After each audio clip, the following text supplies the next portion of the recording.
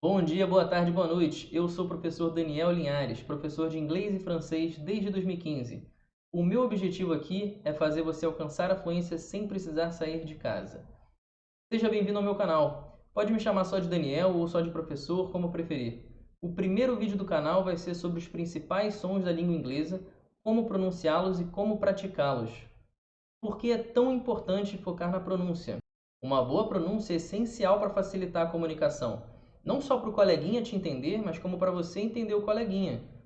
Uma boa comunicação também vai tornar o seu discurso mais fluido, mais natural, porque você vai precisar de menos esforço para reproduzir aqueles sons.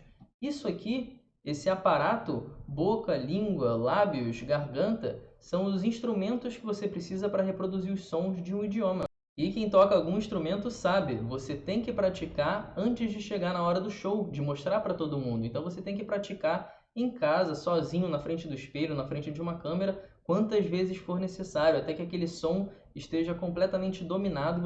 Ter uma boa pronúncia também permite que você se sinta mais confortável, mais à vontade com a situação, com a conversa, e seja capaz de se expressar livremente, sem travar, sem ficar nervoso.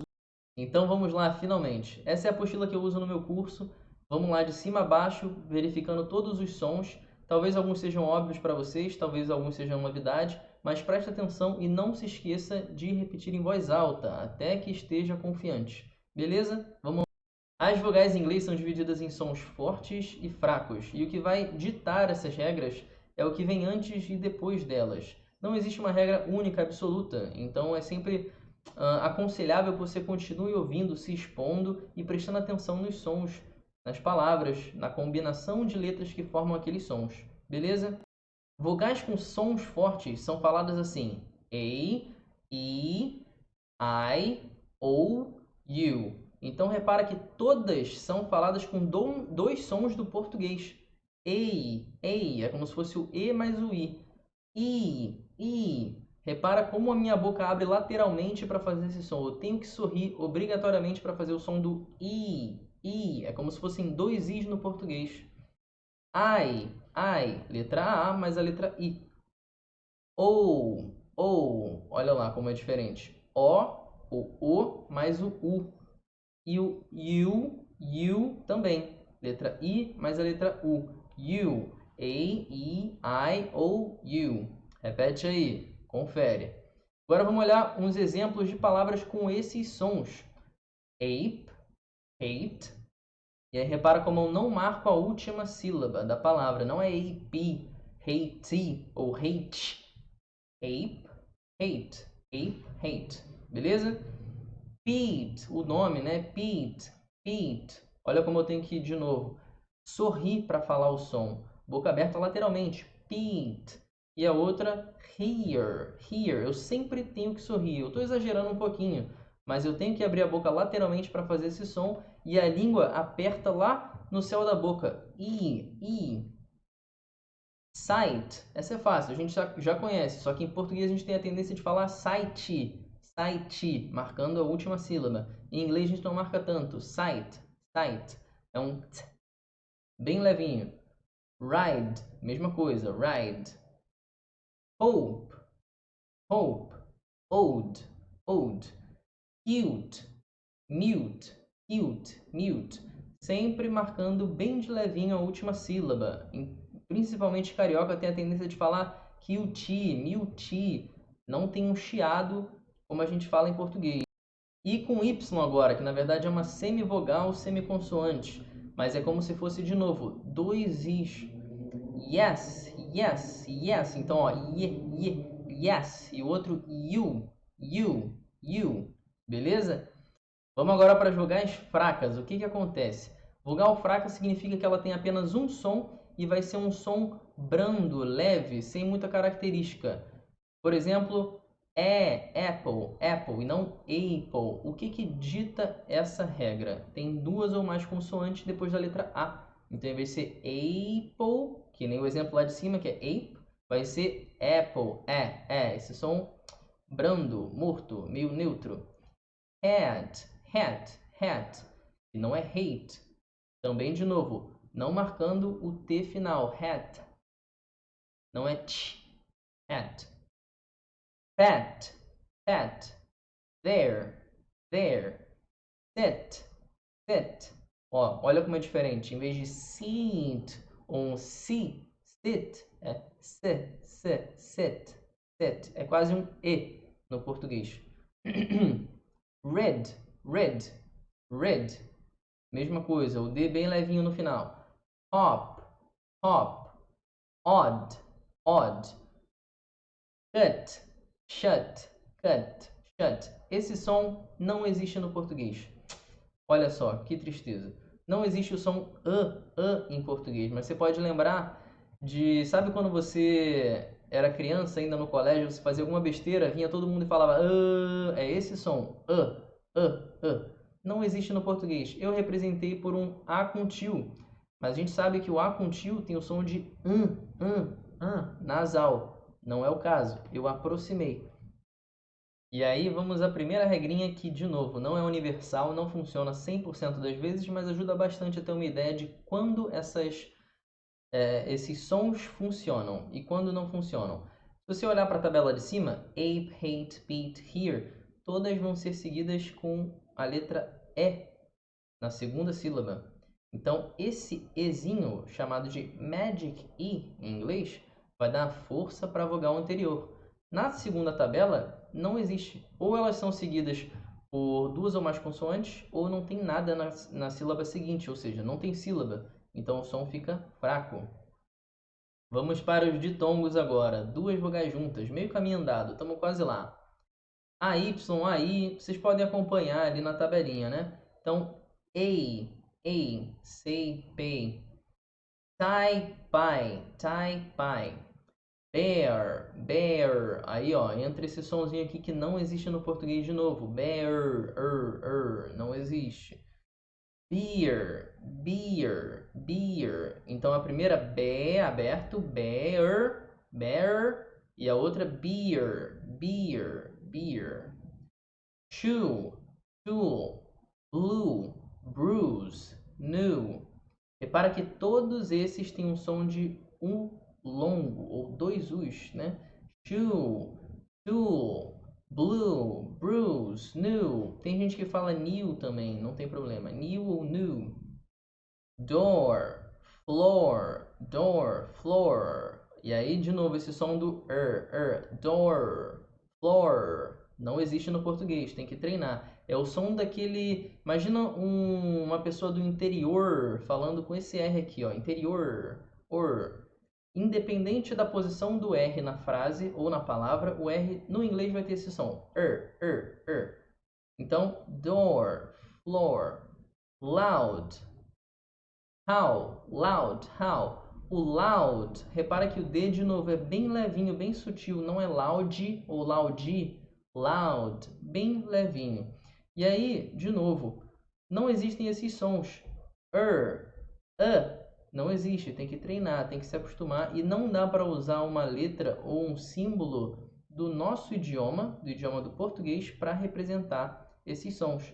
Temos mais alguns exemplos, por exemplo, person, pessoa, não é person, person, tranquilo. Nurse, não é nurse, tem que treinar esses sonzinhos para não confundir. E aí, claro, para dificultar a nossa vida, como eu disse antes, essa regra não vale para todas as palavras da língua inglesa, mas dá para te dar uma boa noção. Então, por exemplo, com dois O's, a gente tem a palavra blood, sangue, blood, de novo esse som que não existe, blood, não é blood.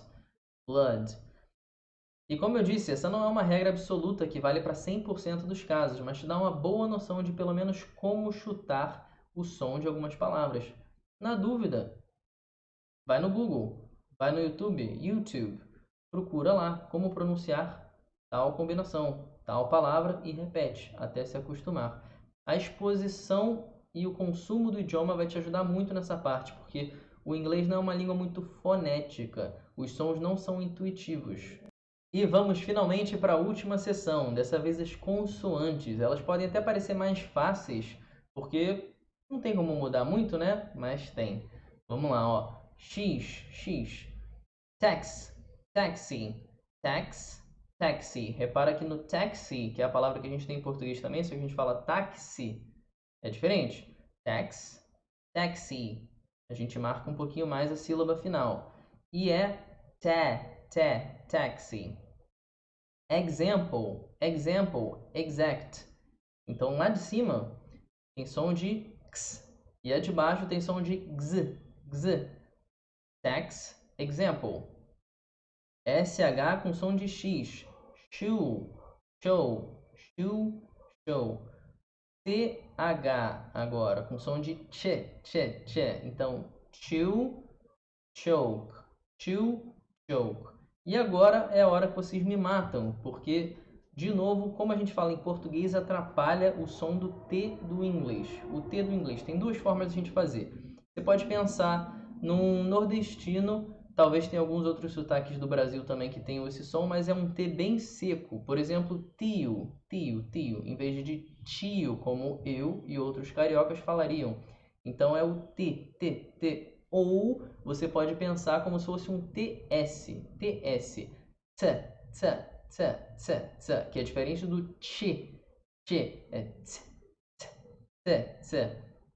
Então a gente tem T ou T, e aí essas duas regras valem, não é chiando o T, não é. E time, ou só time ou time.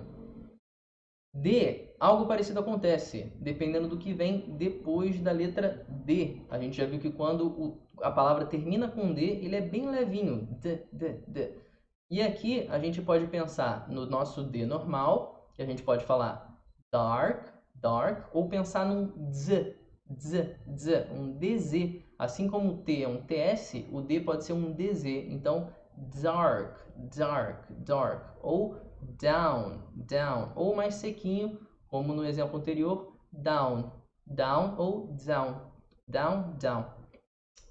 E o TH, esse é o terror de todos os outros idiomas, porque só existe no inglês que eu saiba, só existe no inglês e não tem como fazer de outra forma. A gente às vezes aproxima para o som de um F, às vezes aproxima para um som de um T, às vezes para um som de um S, às vezes para um som do Z, mas não é nenhum deles. No começo você pode até aproximar para facilitar o discurso e não empacar muito, porque realmente é um som que exige um pouco mais de trabalho. Mas eu vou te mostrar agora como faz para pronunciar os dois sons do TH que a gente tem no inglês. Primeiro de tudo, eu vou até chegar mais perto da câmera para vocês perceberem, e eu quero que vocês repitam isso em casa, tá bom? Porque para eu fazer o som do F, repara que o meu lábio inferior toca no dente e eu assopro. Beleza. Para eu fazer o V, a mesma coisa acontece, só que agora eu estou fazendo vibrar a garganta. Então, do F ou do F pro V ou pro V, a única coisa que muda é que uma delas eu estou puxando na garganta e a outra não. Beleza? Isso é fácil. Você faz provavelmente sem perceber, sem saber que isso existe. A mesma coisa acontece com o som do S e o som do Z. A posição da boca e da língua, do dente, tudo, é a mesma, só que uma você vibra a garganta e a outra não. Então o S, você não vibra e o Z você vibra. Para fazer o TH, também vai acontecer essa diferença. A gente pode fazer um que se chama vozeado, que a gente vibra a garganta, e o não vozeado, que a gente não vibra a garganta. Como que a gente faz? Em vez de pensar num F com o lábio no dente, você vai botar a língua no dente. Olha como é diferente. Parece até alguns casos de língua presa, né? Quando a gente está falando em português assim, né? Então, esse é o som do TH. Para você treinar isso, você pode exagerar bastante no começo, botar a língua para fora. Não é nada intuitivo para a gente, porque como eu falei, a gente não tem esse som no português. Então, põe a língua para fora e vai retraindo a língua até você chegar num ponto que fique confortável de falar. Por exemplo, eu posso treinar assim.